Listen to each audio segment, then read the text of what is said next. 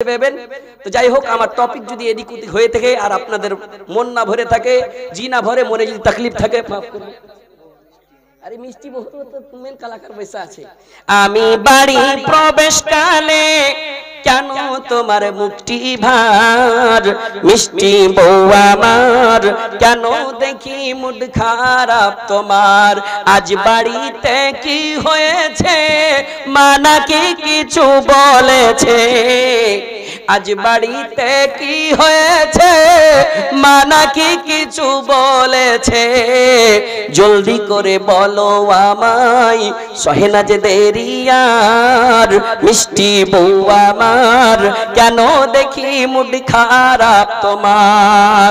আমি তোমায় করতে খুশি, দিতে পারি গলায় রশি।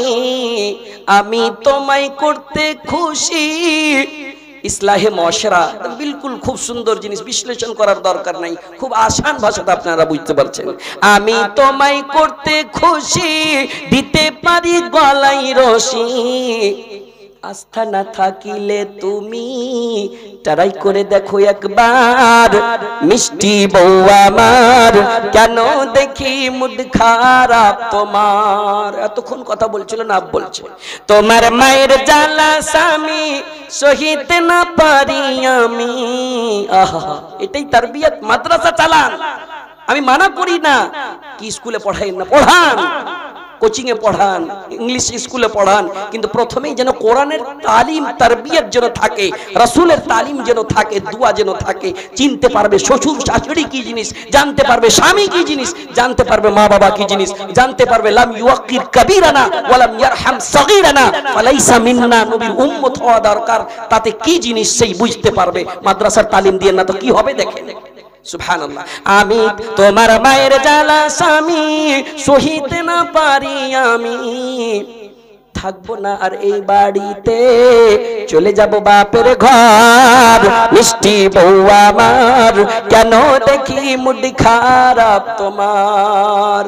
বিবির কথা শুনে কানে ছেলে ছুটে মায়ের পানে, শুনে অজীব কথা, বিবির কথা শুনে কানে ছেলে ছুটে মায়ের পানে। ধাক্কা মেরে ফেলে মাকে ভাঙলো মায়ের গায়ের হাড়, মিষ্টি বউ আমার কেন দেখি মুড খারাপ তোমার। আমি বাড়ি প্রবেশকালে কেন তোমার মুখটি ভার, মিষ্টি বউ আমার কেন দেখি মুড খারাপ তোমার। গজলের শেষে আমি একটাই কথা বলবো, মা তোমার বাড়িতে যদি বহু এসেছে, বহুকে বেটির মতন করে তুমি সম্মান করো। বেটিতে আর মায়ে একটু টেনশন হয়, ঝামেলা হয়, ওই জিনিসটাকে দূর করতে হবে। মা তুমি বেটি মনে করে বহুকে থাকো। বড় বড় যারা তাজরুবাকার, বড় বড় যারা মুজাররিবিন, যারা বড় বড় তাফসীর করেছেন, তিনারাই বলছেন কি যদি শাশুড়ি বহুর কোনো একটা টেনশন হয়, বেটির মতন করে যদি দেখে কোনোদিন হবে না। আর ওই বহুকে বলবো, বহুরে তুই তোর মার সঙ্গে থেকে এসেছিস, তোর মার পক্ষে বেটা হয়েছে, আর ও আরো ফের বহু বনে আসবে। তোর মার যদি ইজ্জত চাই